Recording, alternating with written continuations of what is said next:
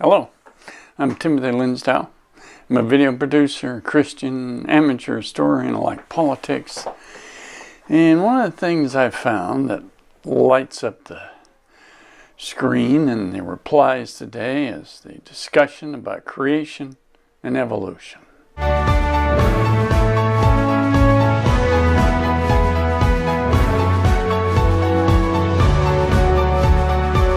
Yes, I have found that develops more ire in conversation than anything is the arguments about creation and evolution.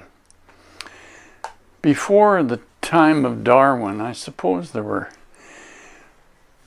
those thinking about creation, and Christianity was so strong in Europe that for a long time, and it had become part of the government. The two were welded together, and so it didn't allow much for free thought.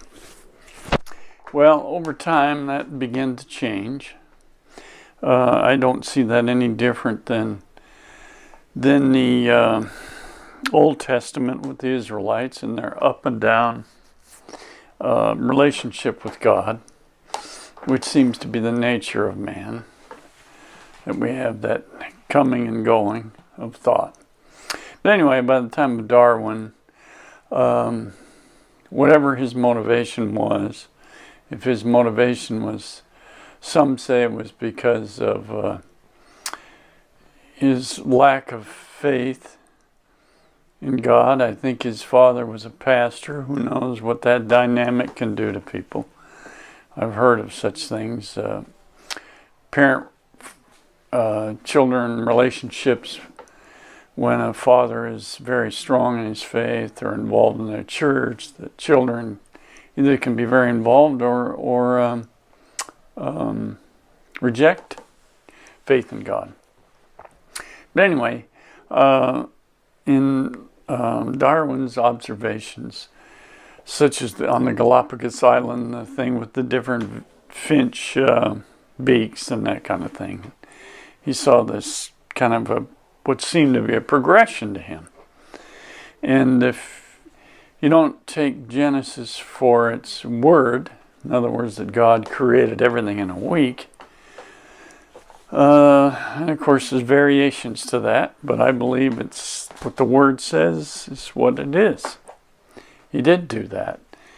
He's a being that had the ability to create the universe by speaking it into existence, because he has that power and a mind to do it. And then from then it goes.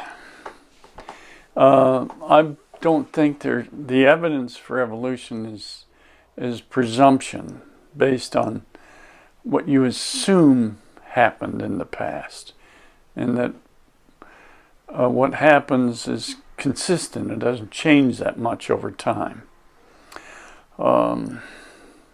One of the major things that gives me proof that evolution is not possible is the total lack of transitional fossils in the fossil record.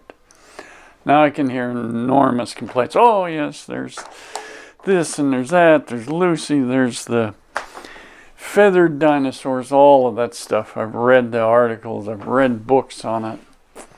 And it shows, in the end, a complete species, a fully formed animal, that its parts are fully functional as it needs to survive in its environment. And that's what I see. I went to the Natural History Museum here in San Diego some time back, and I like to look at SaberCats. You can imagine something that powerful, those big fangs, it's like, whoa. Wouldn't want to be around that too much. But I was looking at its dental structure, if you will, its teeth. I'm looking real close, and there's those serrated edges.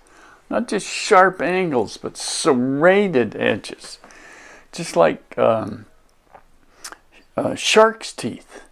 They're not just pointed, they're serrated, like a serrated knife, the ability to cut easier.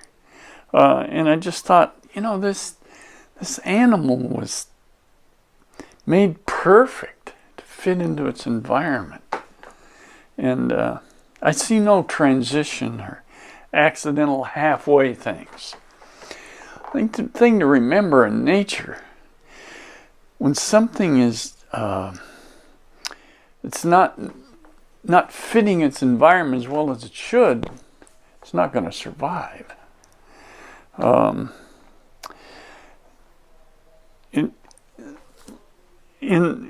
We have that situation in life where things sometimes are not perfect. Something affects the DNA and messes it up, and things don't come out right. And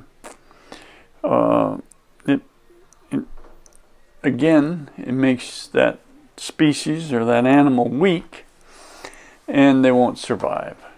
And yes, I know they use survival of the fittest in theory of evolution to try to prove that that's what it was all about. It started with nothing and some electricity in the water, and the organism began, and it all went from there. But again, seriously look at think of the number of species of animals that we have now that existed, and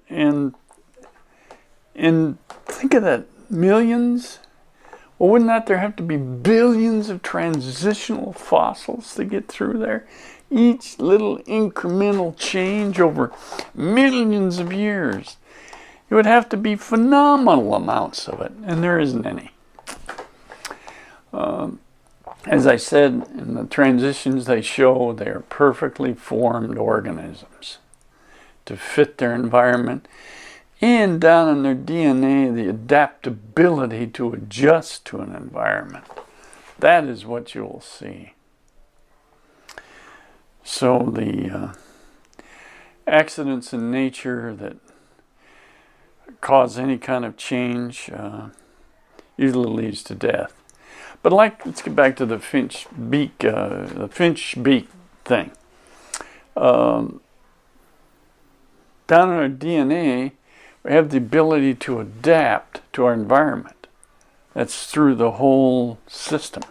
And that's what you're actually seeing, is this adaptability, this change, which allows us to do that.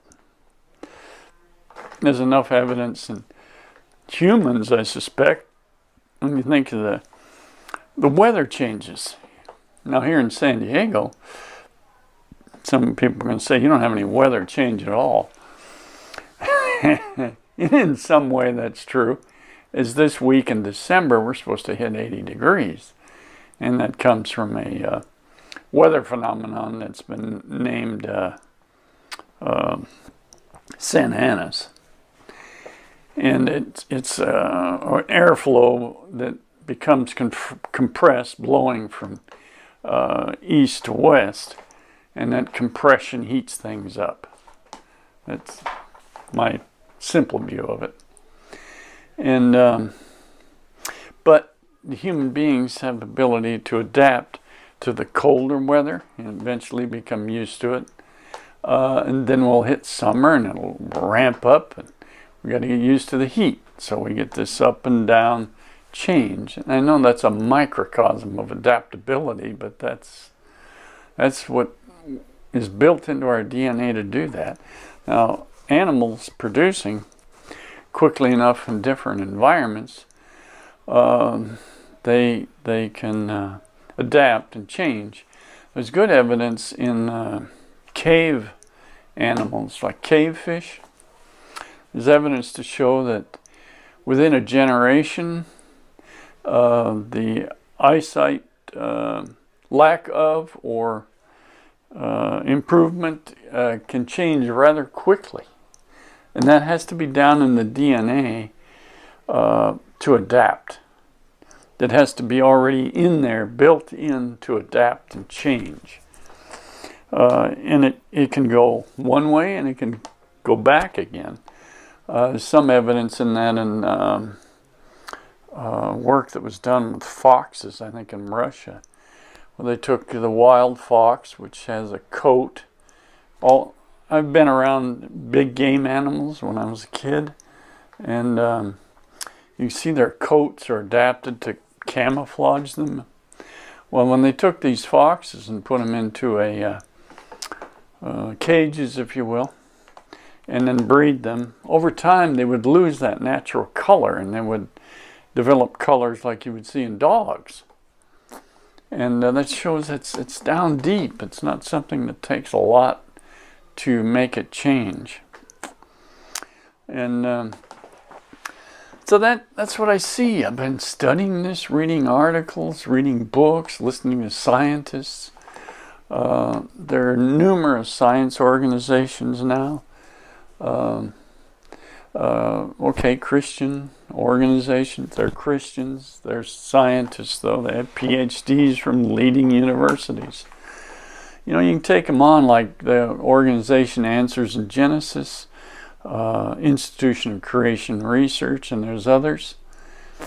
If you want a challenge and you believe that evolution's the answer, and us believers in God and creation, as it's stated in the Bible, are off our rockers, take on these scientists and these organizations. Take them on. If you think you're right and we're so wrong and hurting kids in our argument, take on these scientists. I challenge you to do that. So I expect to and fro on these videos on evolution. I probably won't do them a lot, but I pay attention to them. Look for the evidence. I enjoy science. It's interesting. Curious mind. And that's one of the reasons to like and comment on my videos. Subscribe to my channel. I mean, there's a lot of stuff on there. I have a broad interest. I've been in a lot of places, and in the United States, not traveled the world much at all. But there's an awful lot to see in the United States. So I've enjoyed that. So thank you, and have a great day.